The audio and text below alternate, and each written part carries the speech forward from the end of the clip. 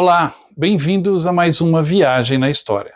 A nossa jornada de hoje nos leva a uma história real na praga da Segunda Guerra Mundial.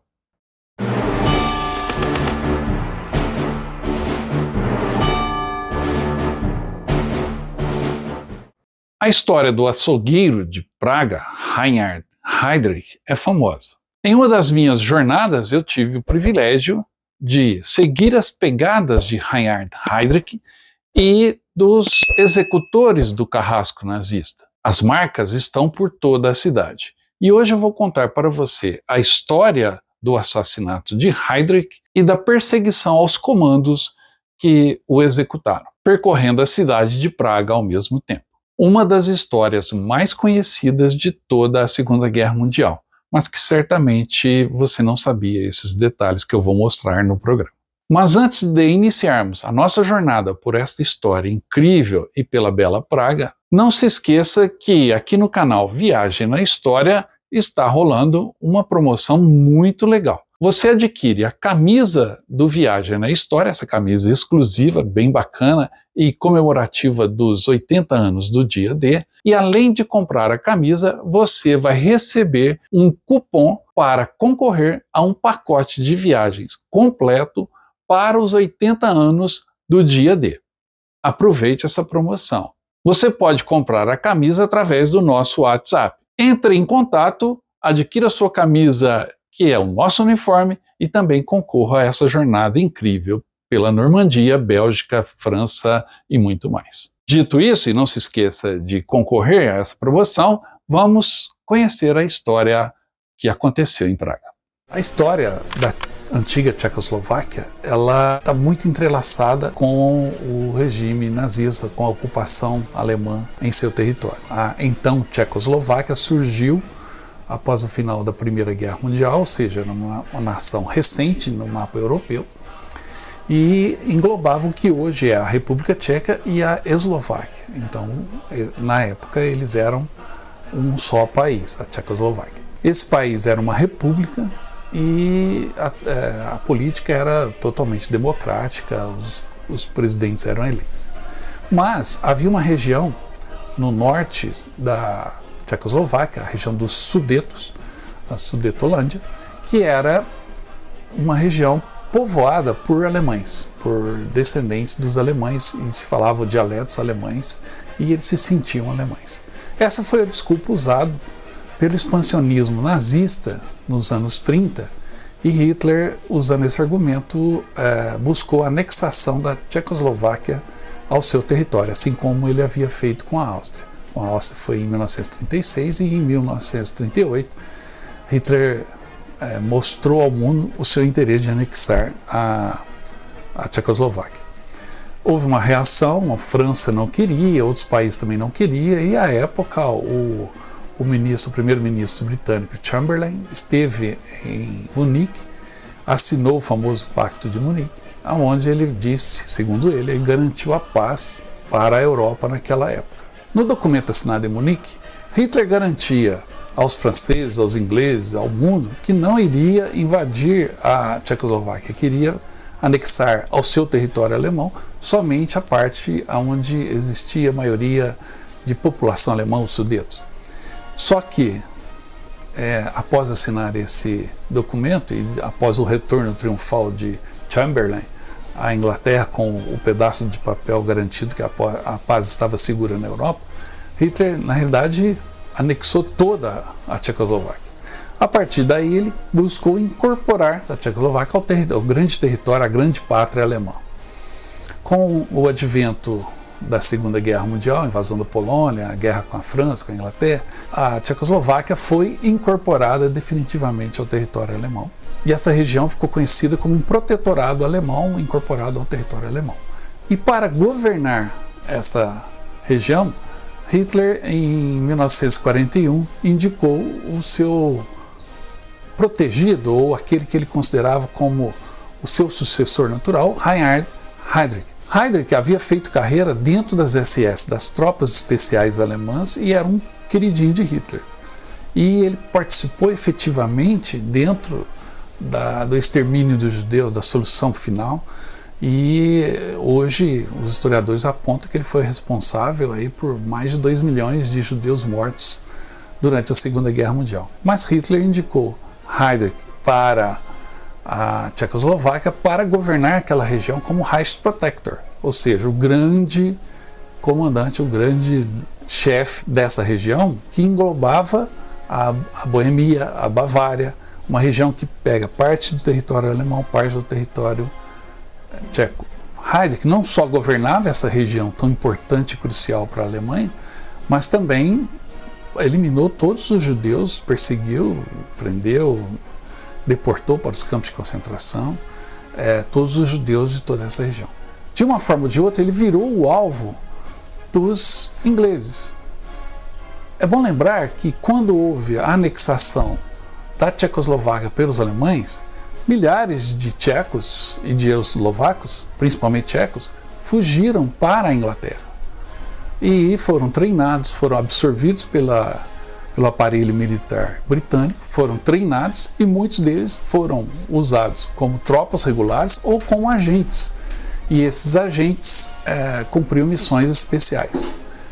Parte deles foram incorporados pela SOE, ou seja, sobre a divisão de operações especiais, que eram basicamente espiões que eram lançados atrás das linhas inimigas com missões específicas. E a missão para eliminar Heydrich, a partir do momento que o alto comando inglês determinou que Heydrich era um alvo em potencial e deveria ser eliminado, coube a agentes tchecos treinados na Inglaterra do Serviço de Operação Especial. Essa é a história da Operação Anthropoid.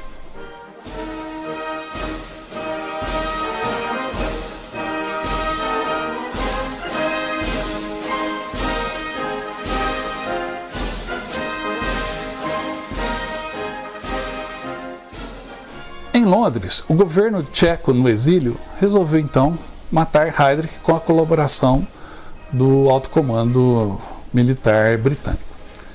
2 tchecos, Jan Kubiš e Josef Gabčík, foram escolhidos para a operação. Treinados pela Special Operations Executive, ou Serviço de Operações Especiais, SOE britânica, os 2 homens regressaram à Tchecoslováquia saltando de um avião Handley Page Halifax em 28 de dezembro de 1941. Durante alguns meses viveram escondidos e se preparavam para a tentativa de assassinato. Em maio de 42, Heydrich planejava encontrar-se com Hitler em Berlim. Documentos alemães da época sugerem que Hitler tinha a intenção de transferir Heydrich para a França, ocupada então pelos nazistas, porque a resistência francesa estava crescendo muito e Heydrich queria fazer o que ele faz de melhor, que é sufocar e oprimir. Houve então uma determinação que deveria ser feito o atentado o mais rápido possível. Heydrich tinha que passar por uma região onde passa a estrada que liga Praga a Dresden, e essa estrada se cruzava com uma ponte. O cruzamento era no subúrbio de Praga, de Liben, e foi determinado como o local ideal para o ataque, pois o motorista do carro de Heydrich teria que diminuir a velocidade por causa de uma curva apertada. E conforme o carro diminuísse, os atacantes iriam desenvolver o atentado. Acontece que na hora do atentado, Gabčík apontou a metralhadora Stern para Heydrich. Após o carro parar, ele se projeta à frente do carro, e aí o carro do Heydrich para. Ele tenta atirar e a metralhadora falha. Heydrich então tentou confrontar os atacantes. Como o carro está parado e a metralhadora de Gabčík falhou, o outro tcheco, que faz parte, o Kubiš, aproveita e joga uma bomba, uma mina antitanque convertida, na parte traseira da viatura. A explosão feriu tanto o Heydrich quanto o outro atacante tcheco, o Kubiš.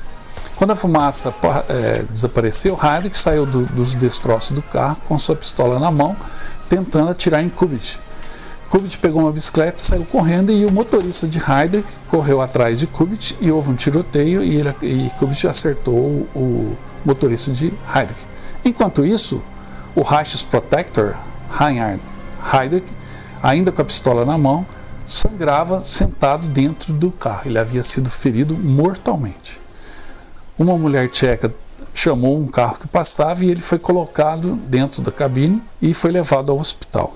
Heydrich tinha sofrido ferimentos graves do lado esquerdo, no diafragma, no baço e no pulmão, e teve uma costela fraturada. Foi tratado no hospital e Hitler enviou o seu médico pessoal, Theodor Morell, para tentar salvar a vida do seu protegido. No dia 2 de junho, Himmler visitou Heydrich, que então já estava nas últimas, e recitou uma passagem de uma ópera de seu pai, que era músico, e disse: "O mundo é apenas um realejo que o próprio Senhor Deus toca.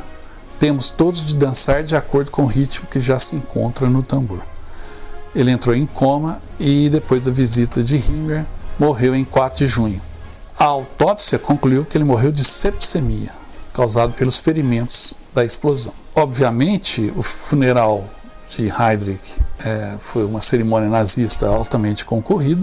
Ele foi sepultado no cemitério dos Inválidos, em Berlim, um cemitério militar que hoje já o local exato não é conhecido, porque havia uma marca de madeira temporária que desapareceu quando o Exército Vermelho entrou na cidade em 1945.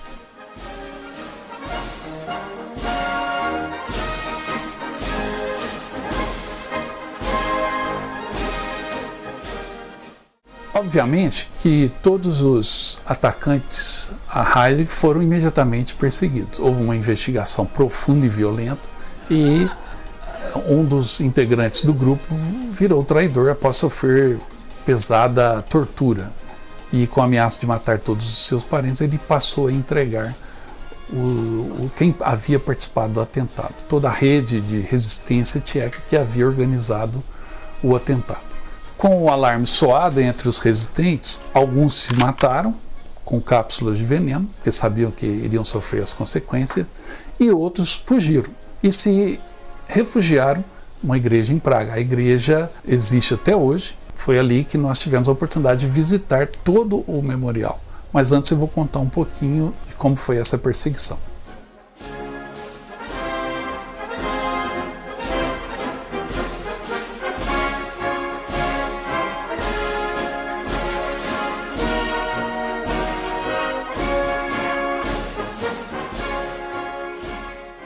Os atacantes de Heydrich esconderam-se em casas e, por fim, então, buscaram refúgio nessa igreja, na Catedral de Santo Cirilo, uma igreja ortodoxa que existe em Praga.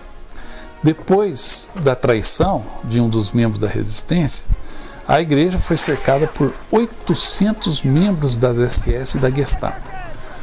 Houve um combate violento dentro da igreja, foram mortos vários tchecos na parte superior da igreja, enquanto que outros se esconderam na cripta da igreja, um local subterrâneo onde os corpos dos religiosos eram colocados. Ao se esconder ali debaixo, é como se fosse uma armadilha.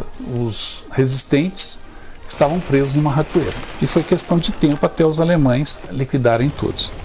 Primeiro tentaram expulsar os homens que estavam escondidos na cripta com o recurso de tiros, depois gás lacrimogêneo e, por fim, inundando com água. Só conseguiram penetrar após abrir buraco na parte superior com explosivos. Até hoje é possível, ao visitar a igreja, você observar a janela pela qual os alemães jogaram o gás lacrimogêneo, metralharam tentando atingir os soldados lá dentro e foram várias armas pesadas atirando por essa janela, vamos dizer assim, que é um buraco por onde entra um pouquinho de iluminação na cripta. Por fim, introduziram grandes mangueiras e tentaram inundar a cripta. Mas os tchecos continuavam resistindo e atirando de volta e não permitindo a entrada dos alemães. Por fim, os alemães explodiram a parte superior da cripta, que era o piso da igreja, e ao perceber que os alemães entrariam dentro da cripta, os soldados tchecos então se mataram para não cair nas mãos dos torturadores alemães. Um desfecho trágico para um grupo de soldados tchecos, resistentes tchecos, que heroicamente cometeram esses atos, que mostrava a independência e a vontade da liberdade dos tchecos com relação à dominação alemã. E esse fato é lembrado até hoje. A igreja de Santo Cirilo continua funcionando normalmente na República Tcheca, mas a cripta virou um museu. é possível visitá-la, é possível ver parte dos fardamentos, dos armamentos, dos documentos que tanto os alemães quanto os tchecos usaram nessa ação. Então você vê lá caps alemães, você vê a metralhadora Stern, que um dos resistentes usaram. Enfim, é uma visita que tem um museu pequeno, mas muito rico, e a cripta em si é um lugar, obviamente, um pouco pesado, um lugar abafado, e estar ali dá uma dimensão de como foram corajosos e como foram os últimos momentos desses resistentes tchecos que cometeram esse ato de resistência lá na República Tcheca. Enfim, ficou marcado na história, e todos os anos existem cerimônias onde se relembra e se homenageia não só os resistentes, os soldados que voltaram da Inglaterra e atacaram o Heydrich, mas também todos os outros heróis que anonimamente, escondido, trabalharam para que esse ato fosse possível. E os nomes de todos estão lá. E que foram também martirizados pelos alemães, foram assassinados. Não só os resistentes, mas os alemães encontraram um rádio da resistência na pequena cidade de Lidice. Lidice é uma cidade que fica muito próxima a Praga, e a partir do momento em que eles encontraram esse rádio, eles passaram a torturar, buscar a versão dos habitantes de Lidice sobre isso, e por fim mataram todos os homens, mulheres e crianças que viviam em Lidice e arrasaram a cidade, destruíram toda a cidade. Hoje Lidice é também um monumento que relembra a opressão nazista contra crianças, contra homens e mulheres, não só ali, mas em toda a Segunda Guerra Mundial.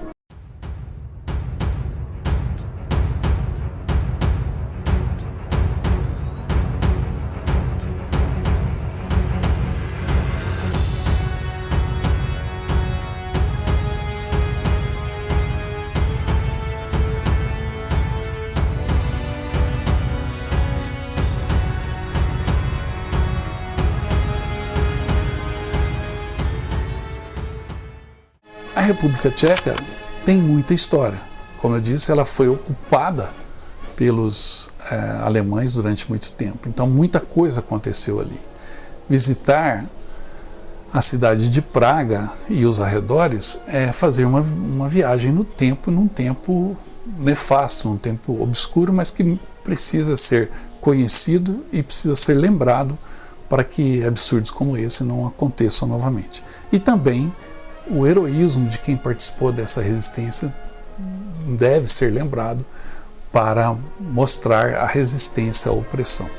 Praga tem muitos atrativos, tem o Museu da Aviação em Kibele, que aliás tem dois ME-262, o primeiro caça-jato, estão ali. Dois um com as cores alemãs, outro com as cores da Tchecoslováquia. Tem vários aviões, caças, jatos, aviões antigos. Tem também em Praga, você encontra o Museu de História Militar, que é um museu que tem inclusive a cópia original do Tratado de Munique e que tem muito acervo a ser conhecido e visitado. Na entrada você já tem um T-34 russo. Você pode visitar o Museu de Lausanne, o Museu do Tanque, que tem uma bela coleção de tanques de guerra. Tem também em Kallstein um bunker alemão que agora é ocupado pelo exército tcheco e que vigiava a fronteira. É muito bacana esse bunker, é possível visitá-lo também, porque ele está muito bem preservado. Enfim, a República Tcheca tem muitos atrativos para quem gosta de história militar. Para quem quiser conhecer um pouquinho mais da história, tem um livro muito bom, que é o Carrasco de Hitler, porque Heydrich era conhecido como o açougueiro de Praga, e esse livro é uma biografia da vida do Heydrich. Esse livro é facilmente encontrado. Tem um filme também, aliás, tem dois filmes sobre essa operação. O primeiro é a Operação Daybreak, um filme antigo de 1970, e um mais recente de 2018, que é a Operação Anthropoid, ou melhor, só Anthropoid é o nome do filme, e é o nome da operação em código que os ingleses e os tchecos usaram, Operação Anthropoid. Esse filme, que vocês viram parte deles aqui nesse programa, é um filme muito bom, é facilmente encontrado. Recomendo se você quiser aprofundar um pouquinho mais no assunto, esse livro e o filme Antropóide. Tá bom, pessoal?